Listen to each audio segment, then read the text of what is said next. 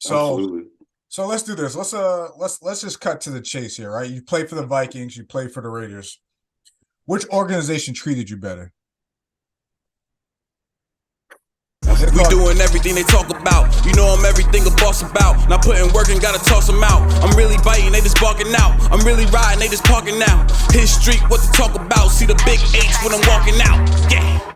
What's going on, everyone? Welcome to this episode of the Base Coverage. I'm your host, Jamal Clay, per usual, one of the Athletes Forum Network. Thank you guys for tuning in. If you haven't already done so, subscribe to the channel, drop a comment, like the video.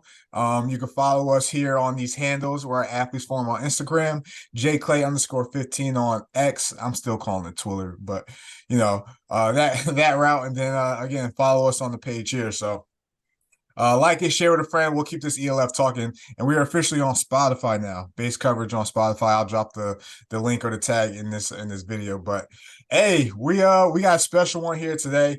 As we talked to some of the best talent, some of the top decision makers in the European League of Football. But it's been time. It's been overdue to get one of the big boys on here. So I had to last time we dabbled into this conversation. I probably had his teammate on here in Bazel Weaver. This time I'm bringing in my guy, Toby Lettman, to come on and chop it up a little bit, talk some ball. So, Toby, what's going on, brother? How you doing? I'm good, thank you. How you doing? Good, man. Can't complain. Can't complain. Awesome. We're Same here. in the thick of the all season where, you know, a lot of teams are being restored and people, doing their off season moves, but, still enjoying it. Can't complain, brother. Awesome. That's what I like to hear. Most definitely. Where you at right now? I'm in Austria right now. I'm in the Gotcha. mountains, so yeah, it's nice to have a change of scenery for the off season. So it's AKA nice. AKA hibernation. Yeah, Hibernation in the mountains. absolutely.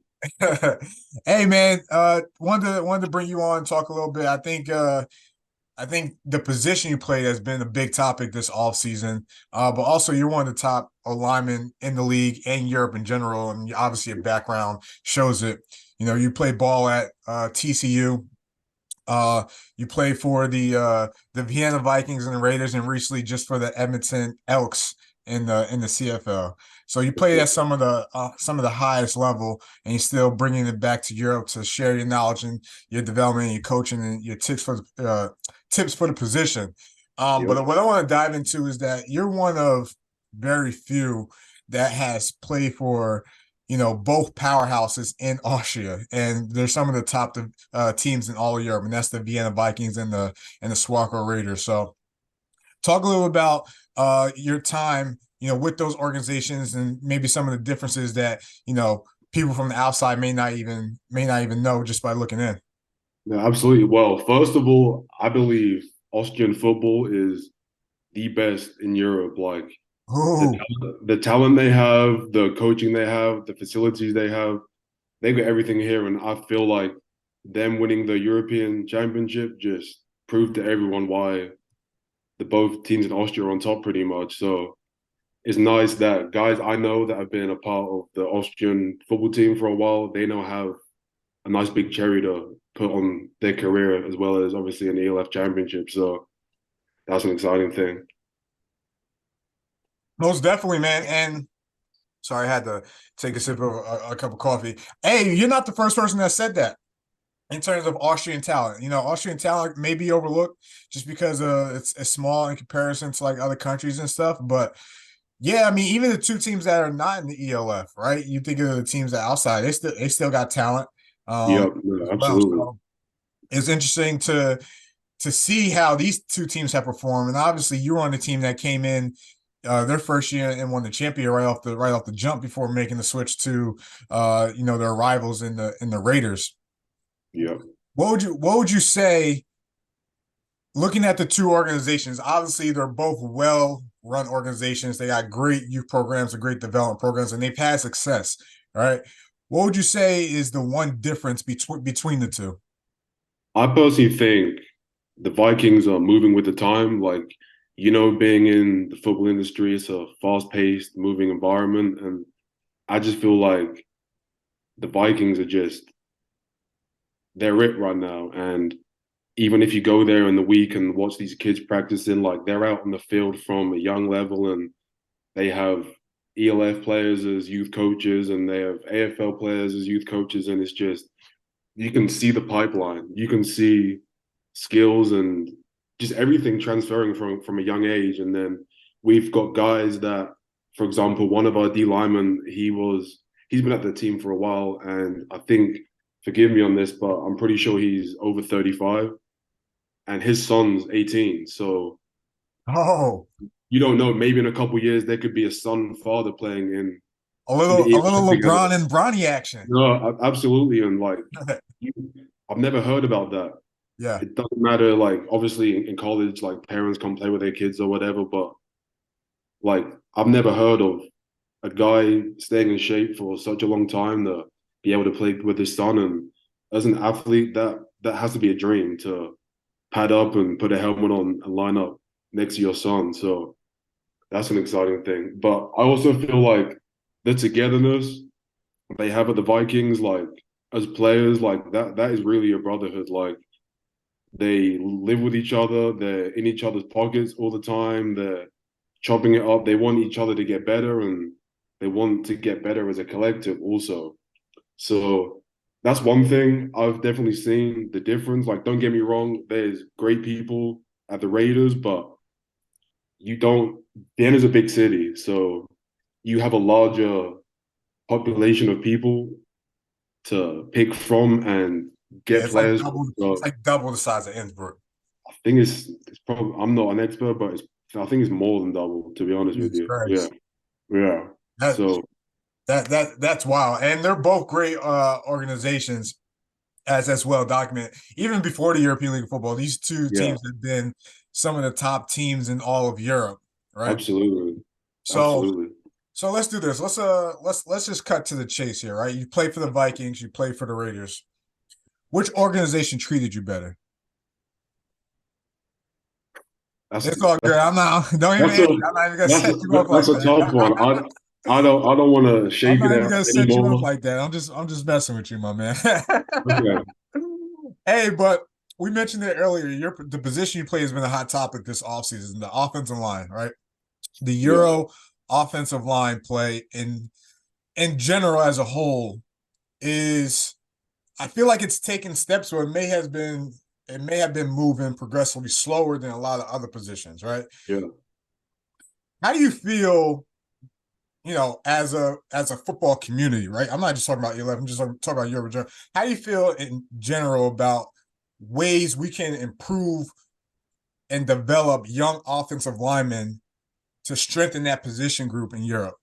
Yeah, absolutely. Well, I think it starts off with obviously educating coaches. Like, just because you're a big guy or a big gentleman, like, doesn't mean that you can coach O-line. So that's so true though. That's so true. No. They look at you as like, oh, you could be on the line. You look like you played there. It doesn't mean you could coach it though. That's so true. Absolutely. And there's a lot of like offensive coordinators in the league and even D-line coaches in the league that know their stuff when it comes to O-line, like either it's technique, scheme-wise. So I feel like a lot of OCs are being overshadowed and not counted on to help the O-line out. And with Coach Mitchell at Vienna, like, he's an OC, but that guy knows football better than nearly anyone I've ever come across. So one of the GOATs offensive coordinators, and he's as an OC and a person too. He's a great guy, and he just shout out to Danny Mitchell for that. I know he watches these episodes. No, absolutely, and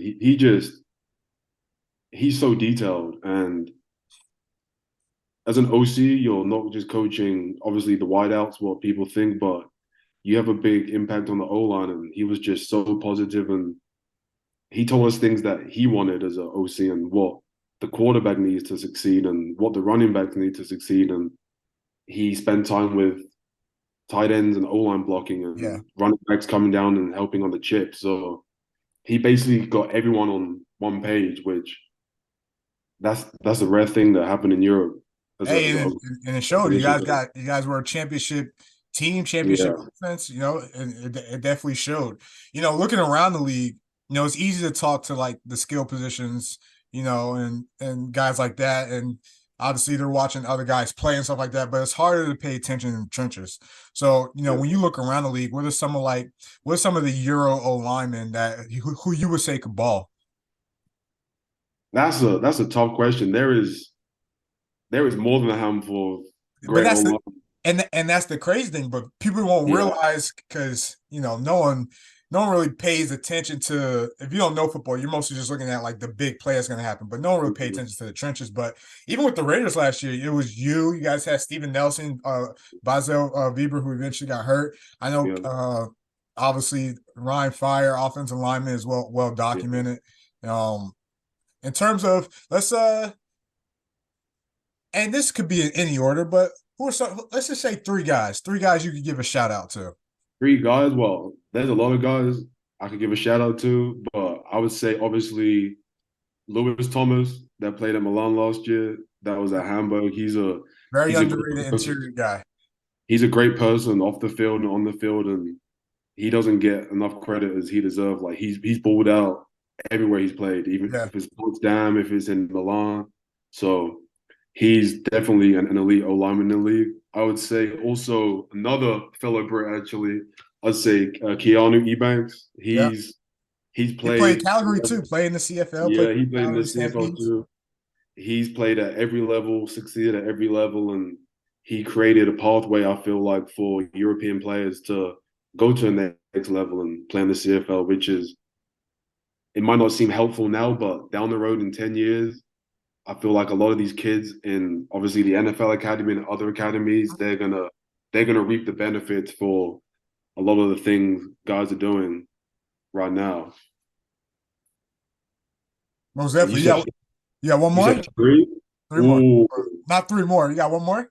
one more. I'm gonna go You gotta with give some O linemen some love on this show. I'm gonna go with a young'un that I think unanimously he's the best young offensive lineman coming out of Europe. I'd say Lucas Holu Lucas Holu. Okay. at the Vienna Vikings. He's an animal. Like he's so young, and the way he responds to coaching and takes information in, he's a sponge, and he's got the measurables. He's got the mentality. He's got everything to be, in my opinion, an NFL O lineman. Like I've been around great guys in college, CFL, and also in Europe, and that kid's got a lot of stuff that you can't like teach, you can't coach. He just has it. He's just one of those guys that he has it, and he's still young. Like it's exciting. That's dope. Well, like I said, we wanted to give some O linemen some love because they definitely deserve it. But also, guys, you should be, keeping an eye out for or keeping a lookout for in terms of when you're looking at the season. So, Yeah. before we dive into this next topic that I'm excited to chat with you about, for young offensive linemen watching this show, or just guys in general, what is some advice you would give to them in terms of how to develop to be a better offensive lineman?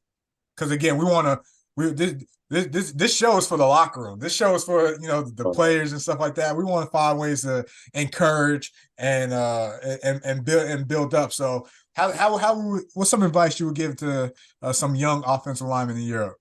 That's a very good question.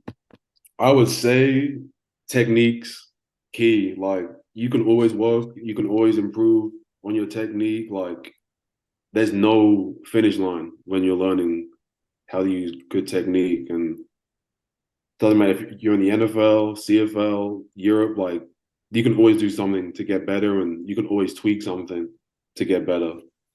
And I just feels like that translates to pretty much every position. Also, like football's a game, yes, but you can use life lessons and everything else to help you improve. Most definitely. I like that. Hey, let's dive into this project you're working on. Let's give it some love. So 4th and Inches. Yes, sir. 4th and Inches. Let's talk about it. What is it? What you got going on? So I set up 4th and Inches as a way for O linemen to basically make a community, because I feel like there's no O-line community in Europe, and I just want to help contribute and just enhance the development of O-line play, because I see wideout camps, one-on-one things, and quarterback clinics and running back things, and I've never seen anything O-line specific. And I feel like us guys are a little bit left out, and especially as I said earlier, like there's a lot of youngsters coming through, and they don't think it's sexy to play O-line. They wanna catch the ball, score touchdowns, and you can go a long way playing in the trenches. Like you can get scholarships from it. You can play in the ELF. You can play in the GFL. Like you have a limited amount of possibilities playing O-line. Most definitely. I definitely agree with you there. It's, granted, it's not like the sexy position, but it's a position that's needed. I did a show earlier talking about, key positions heading into free agency. And if you're a good lineman, this is a time where, again, you ain't making millions, but this is a time where you can make some decent money and use it to your advantage, because linemen and linemen in general are definitely needed. You saw what a good lineman could do for Orion Fire, obviously, who won the championship. You saw, what they could do to, open up the run lanes for your running back or protect your quarterback, right? We look at the seasons from some of the top performers in not just the ELF, but all leagues, right? All linemen are the foundational piece to even getting things started offensively. So it may not be the sexy position, but you could argue outside quarterback is the most important position group, on offense. So, hey, I appreciate it and respect, starting 4th and Inches. And, we're going to throw your Instagram page up on here and share some love, and definitely go follow the movement, and we'll see what we got next for it. So, hey man, I appreciate you coming on to chop it up, talk some ball a little bit. What's next on your agenda this offseason? What you got going on? Off-season training as usual. I'm in the process of writing a offensive line manual. I'm about 30 pages in, so I'm trying to construct that together, and I want it to be at a stage where I can give it to a coach that's never coached O-line before, and he's got all the tools he needs to develop an offensive lineman in Europe. So, which will hopefully improve the overall, because as we were talking about earlier, like EU spots and American spots, like it's pretty limited right now with only 6 E's. And if you need 3 guys on the O-line or something, you only have 3 guys to work with in other positions. So I want to help teams train up local guys and improve the coaching so the O-lines look better and they can use their EU spots on other positions. Most definitely. Hey, this brings me to my last question before we let you go. And I'm only saying this towards the ELF because this is the league, obviously, that, base coverage, this is the league we cover, and obviously the league you played in the past few years. Do you think it would be worth it for the league to have an extra import player or coach dedicated to offensive, in your case, offensive lineman, but lineman in general, offense or defense? Do you think that would be, well, I'm not going to say defense because most teams use an import on defense, but in terms of offensive line, do you think it would be wrong for them to consider maybe a player, like an extra player, or a coach dedicated to that position group? I think they should either raise the number from 6 to 8, like in 2022, to give a little bit of wiggle room and what you need. And I was also thinking maybe if every team got 1 American offensive line spot also. Yeah. So every team, doesn't matter who you are, you get 1 free American that can play O-line to help you out on the O-line. So I think that would be a pretty exciting thing to get American O-linemen over to Europe too, not just skill positions and defensive players. Most definitely. I'm right there with you, and I agree. But hey, brother, I appreciate you coming on, man. It's been good talking to you and chopping you up. I mean, you don't have to say if you're in negotiation or anything, but any plans on ELF in 24? I'm not sure yet. I've been offered to go back to Edmonton next year, but you know how pro football is. Nothing's signed, set in stone. So my options are open, and I'm just staying in shape and be ready for a call, whoever it may be, or whatever fits me at the right time. So, yeah. Most definitely, brother. Well, hey, I appreciate you, man. This won't be the last time we chop it up, all right?